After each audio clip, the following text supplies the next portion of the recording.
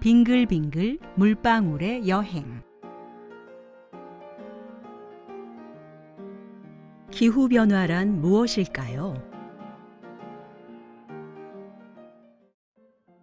어느 지역에서 일정한 시간에 나타나는 기상현상을 날씨라고 하고, 어느 지역에서 오랜 기간 동안 나타나는 날씨의 평균을 낸 것을 기후라고 해요. 기후변화란 겨울이 예전과 달리 별로 춥지 않거나 여름인데도 폭설이 내리기도 하는 것처럼 예전과는 다른 날씨가 10년 이상 오랜 기간에 걸쳐 나타나는 것을 말해요. 온실 효과와 지구 온난화. 지구가 햇볕을 받아 온도가 올라가면 난로처럼 열을 밖으로 내놓아요. 그런데 공기 속의 이산화탄소 같은 온실 기체는 지구에서 빠져나가는 열을 붙잡아 다시 땅으로 보내죠. 그러면 지구가 더워지는데 이것을 온실 효과라고 해요. 만약 온실 효과가 없었다면 지구는 얼음으로 뒤덮이고 아무것도 살 수 없는 곳이 되었을 거예요. 이처럼 적당한 온실 효과는 지구를 따뜻하게 만들어 생명체가 살 수 있게 해주지요. 그런데 공장이나 자동차 등에서 온실 기체가 너무 많이 만들어져서 온실 효과가 너무 심해지고 있어요. 그래서 지구가 점점 더워지고 있는데 이것을 지구 온난화라고 해요. 그 결과 남극과 북극의 빙하가 녹고 바닷물의 높이가 높아져 바닷가가 물에 잠기게 돼요. 그뿐만 아니라 가뭄, 홍수, 태풍, 허리케인, 폭염, 폭설 등이 더 자주, 더 세게 일어나고 있어요.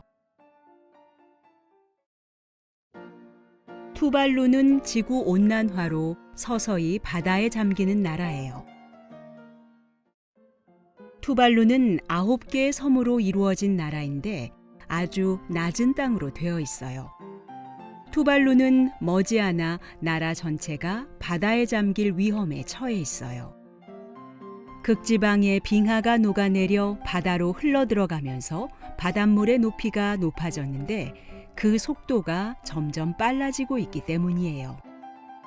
또한 투발루 사람들이 마실 물이 점점 없어져 가는 것도 큰 문제예요. 사람들이 마시는 지하수에 바닷물이 섞이면서 바닷물의 소금기로 인하여 짠물이 되었기 때문이에요. 점점 뜨거워지는 지구에서 서서히 바다에 잠기는 나라. 투발루 사람들은 어쩔 수 없이 바다에 잠겨가는 고향을 떠나 다른 나라로 이사를 가고 있어요. 이상기후 때문에 폭우가 오고 홍수가 일어나요. 비는 사람과 동식물이 지구 위에서 건강하게 살아가는데 반드시 필요한 것이에요. 그런데 비가 내리는 양은 기후 변화에 따라 갑자기 늘어나기도 하고 줄어들기도 하죠. 비가 너무 많이 와서 강이나 개천이 불어나 주위에 피해를 입히는 것을 홍수라고 해요. 홍수는 그 힘이 엄청나서 피해가 무척 크지요. 홍수가 일어나면 농사를 짓는 땅과 농작물, 사람이 사는 집과 가축, 심지어는 사람들도 물에 잠기거나 떠내려가기도 해요. 대체로 홍수는 짧은 시간에 비가 많이 내리거나 긴 시간 동안 계속해서 비가 내릴 때 생겨요. 하지만 바닷가의 낮은 곳에서는 비가 내리지 않아도 먼 지역의 태풍이나 지진, 해일 때문에 홍수가 나기도 하지요. 홍수는 옛날부터 있어 왔지만 이상기후 때문에 요즘에는 더 자주, 더 크게 홍수가 나고 있어요. 기후변화는 우리 모두의 책임이에요. 지구가 점점 뜨거워지는 것을 막기 위해서는 지구의 온도를 높이는 온실기체의 양을 줄여야 하지요. 온실기체의 약 50%는 이산화탄소예요. 그래서 이산화탄소가 더 많이 생겨나지 않게 해야 해요. 이산화탄소는 석탄이나 석유, 천연가스 같은 화석 연료를 사용하기 때문에 주로 생겨나지요. 그럼 그 책임은 누구에게 있을까요? 더 먼저 나라가 발전한 미국이나 영국 같은 부자 나라들일까요? 그동안은 이 같은 부자 나라들에서 더 많은 온실기체가 만들어졌어요. 하지만 요즘에는 점점 더 발전해 나가고 있는 개발도상국이 만들어내는 온실기체가 더 많아지고 있어요. 중국은 미국보다도 더 많이 온실기체를 만들어내고 우리나라에서 만들어내는 양도 아주 많이 늘어났지요. 그러므로 지구온난화와 기후변화는 어느 한 나라만의 문제가 아니라 지구 모든 나라의 문제예요. 모두 함께 힘을 모아 온실기체를 줄여서 지구온난화와 기후변화를 막을 방법을 찾아야 해요. 기후변화를 막기 위해 전 세계가 노력하고 있어요.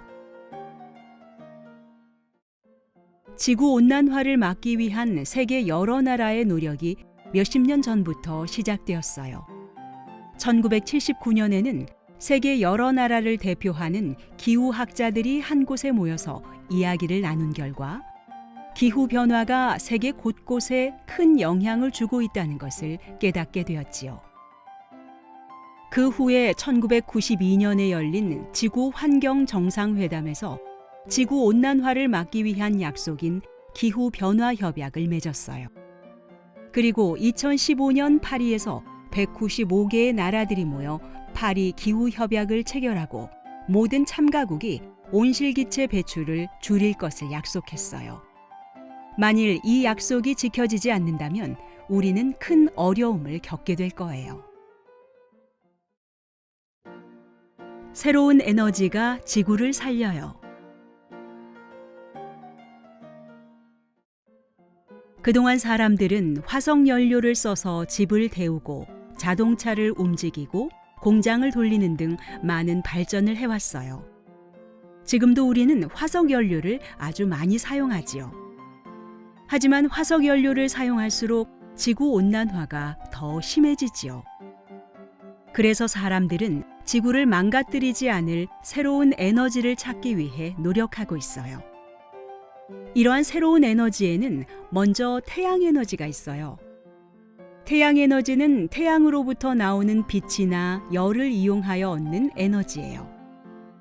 태양에너지는 양이 줄지도 않고 환경도 망가뜨리지 않아요. 바람을 이용하는 풍력에너지도 있어요. 사람들은 아주 오래전부터 배를 타고 다니거나 풍차를 돌리는데 바람을 이용했어요.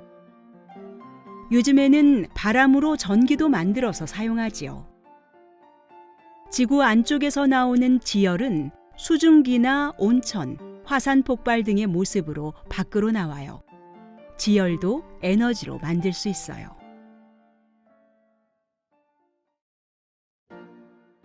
똥 오줌으로 가는 버스도 있어요.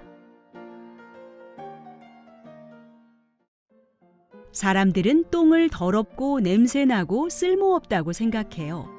하지만 더럽다고 생각했던 똥으로 깨끗한 에너지를 만들어낼 수 있다는 것을 알게 되었어요.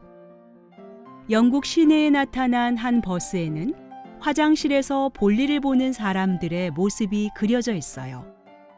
왜냐하면 이 버스가 사람의 똥으로 움직이는 버스이기 때문이에요. 똥을 에너지로 쓰는 이 똥버스는 브리스톨 공항과 베스 시내를 다니고 있어요.